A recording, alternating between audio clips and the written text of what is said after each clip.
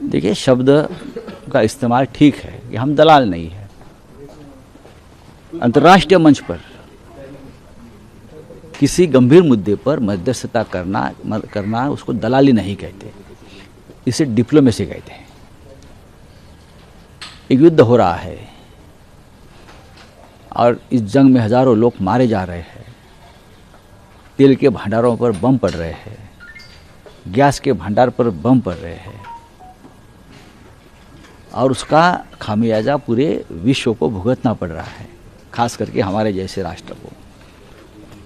कोई ना कोई तो मध्यस्थता करनी चाहिए, चाहे नरेंद्र मोदी जी ने करनी चाहिए थी, चाहे पुतिन ने करनी चाहिए थी, चाइना के प्रेसिडेंट ने करनी चाहिए थी। युद्ध कैसे रुकेगा? छोटे छोटे देश भी इस मामले में अपना योगदान देना चाहते हैं। भारत ने तो सबसे पहले देना चाहिए था। मध्यस्थता, जिसे हमारे लोग दलाली बोलते हैं, दलाल बोलते नहीं, भारत ने तो सबसे पहले आगे आकर उसमें मध्यस्थता करने की भूमिका निभानी चाहिए थी। भारत इतना महान देश है, पंडित नेहरू का, इंदिरा जी का इतिहास देखिए आप, लेकिन आप में वो क्षमता नहीं है। उसका मतलब आप डर रहे हो तो दूसरे लोगों को आप दलाल बोल रहे हो। मैं पाकिस्तान की बात नहीं कर रहा हूँ। तो पुतिन मध्यस्थता करेंगे तो आप उसको दलाल कहेंगे, फ्रांस के प्रेसिडेंट मैक्रोन मध्यस्थता करेंगे तो उसको आप दलाल कहेंगे, चाइना के प्रेसिडेंट मध्यस्थता करेंगे तो आप उसको दलाल कहेंगे, साउथ कोरिया, नॉर्थ कोरिया जैसे देश अगर उसमें आकर कोई मध्यस्थता, युद्ध रोकने की बात करेंगे तो आप दलाल करेंगे। उसका मतलब है प्रेसिडेंट ट्रंप को दलाल बोल रहे हो। भारत और पाकिस्तान में जो युद्ध चल रहा था, ऑपरेशन सिंदूर, उसमें प्रेसिडेंट ट्रंप ने मध्यस्थता की है। तो प्रेसिडेंट ट्रंप ने दलाली की है क्या? उसका जवाब दीजिए। नहीं, लेकिन सरकार ने कहा, कल किरण रिजिजू ने कहा कि एक टीएमसी को छोड़कर सभी पार्टियां आई और मुझे उम्मीद है कि सभी लोगों का मैंने जवाब भी दिया सरकार ने, और प्रधानमंत्री उम्मीद है कि सभी पार्टी इस क्राइसिस के समय में सरकार का समर्थन, हम सरकार के समर्थन में रहेंगे। लेकिन क्या सरकार अपोजिशन जो बात बोल रहे उसे सहमत होगी? प्रधानमंत्री कहाँ गए कल? प्रधानमंत्री जी, इतना बड़ा क्राइसिस चल रहा है विश्व में, देश में, और ऑल पार्टी मीटिंग में कर प्रधानमंत्री नहीं आते हैं। आप संसदीय कार्य मंत्री जवाब देने लगे हैं। ये कौन सी नई रीत है? मैं सिर्फ इतना कहना चाहता हूं, प्रधानमंत्री जी ने कई बार क्लेम किया है कि उन्होंने मध्यस्थता की कुछ देशों की, तो क्या उसको क्या दलाली नाम देंगे? राजनीति में और खासतौर से कूटनीति में मध्यस्थता एक सम्मानजनक नाम है, और ये कह देना कि दलाली हम नहीं करते, पाकिस्तान करता है, तो इससे लगता है कि पाकिस्तान चूंकि मध्यस्थता कर रहा है तो उससे खिसियाहट में ये इस भाषा का प्रयोग किया गया जो कहीं से भी अंतर्राष्ट्रीय कूटनैतिक भाषा नहीं है। मैं सिर्फ इतना कहना चाहता हूं, युद्ध रुकना चाहिए, तत्काल रुकना चाहिए, जितनी जल्दी हो सके इस बर्बादी और तबाही को बचाया जाना चाहिए। देखिए, बहुत सारे मुद्दे विपक्ष ने उठाए और किसी भी मुद्दे का जवाब सरकार के पास नहीं था। और ये जो कूटनीति की भाषा है, इसमें दलाल शब्द का उपयोग मैं तो उचित नहीं मानता। मैं सिर्फ इतना कहना चाहूँगा, आज आम आदमी भारत का क्रूड के संकट के कारण, एलपीजी के संकट के कारण परेशानी में है। जो वर्तमान दशा है वो एक पेट्रोल पंप से दूसरे पेट्रोल पंप पर भाग रहा है, और भविष्य में कैसे सरकार इसको कंट्रोल करेगी, इसकी कोई वैकल्पिक व्यवस्था उनके पास नहीं है। स्ट्रेट ऑफ हॉर्मुज से कैसे हमारे जहाज आएंगे, जबकि हमारा पड़ोसी देश अगर देखें तो चीन में सब कुछ स्थितियां सामान्य हैं, भारत में वो स्थिति सामान्य नहीं है। और इसके लिए कोई दोषी है तो भारत की वर्तमान बीजेपी की सरकार दोषी है, जिसने तैयारी नहीं की, जिसने पिछले 12 सालों में कोई वैकल्पिक व्यवस्था नहीं की, जिसने पिछले 12 सालों में कोई नई रिफाइनरी को बनाने का काम नहीं किया।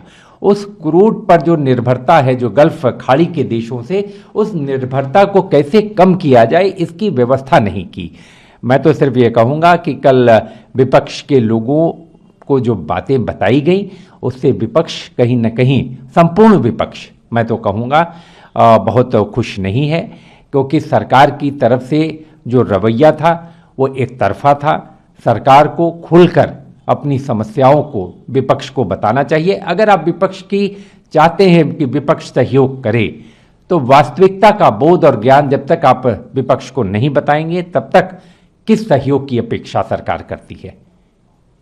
सरकार का ये भी कहना था मिस्टर किरण रिजिजू जो पार्लियामेंट्री अफेयर्स मिनिस्टर हैं कि जिस तरह से गवर्नमेंट ने अपनी सारी बातें बताई, उससे अपोजिशन पार्टीज जो हैं उनको एक साथ होना चाहिए इस क्राइसिस के समय में, और उनको लगता है कि ये अपोजिशन सॉलिडारिटी दिखाएगा।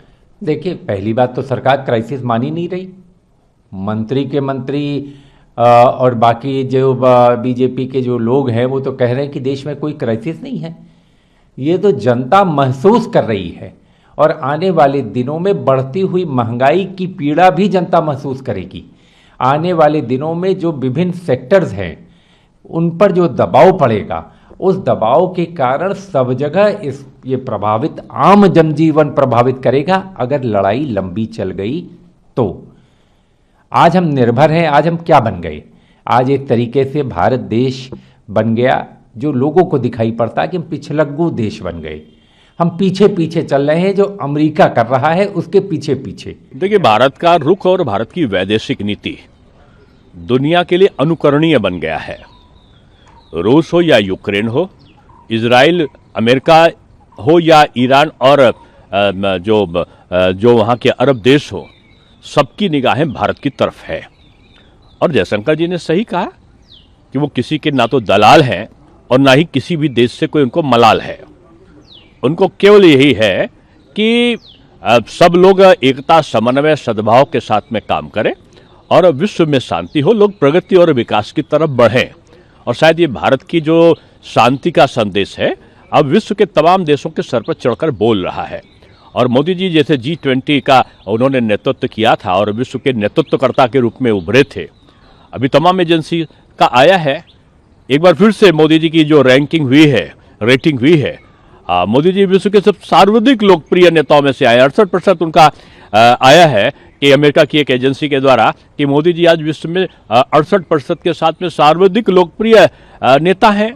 ये वैश्विक नेता के रूप में मोदी जी की मान्यता बढ़ी है और राष्ट्र का एक ऐसा प्रणेता जिन्होंने अनवरत काम करते हुए कितने वर्षों से जनप्रतिनिधि हैं और एक दिन का भी उन्होंने अवकाश नहीं लिया। शायद यही कारण है कि आज विश्व उनको अपना नेतृत्वकर्ता के रूप में देख रहा है। और पूरा दुनिया आज उस युद्ध के माहौल से प्रभावित हो रहा है। भारत इस युद्ध के माहौल में लगातार नज़र बनाए रखी है और सर्वदलीय बैठक बुलाकर और सभी दल के लोगों का जो है राय भी लिया गया, उनसे समीक्षा भी किया गया। और पाकिस्तान का जो हरकत है वो शुरू से अच्छा नहीं रहा है और भारत के प्रति वैसे भी पाकिस्तान जो है हर वक्त विरोधी रवैया ही रखता है। इसीलिए ये स्पष्ट है कि भारत किसी के सामने झुकेगा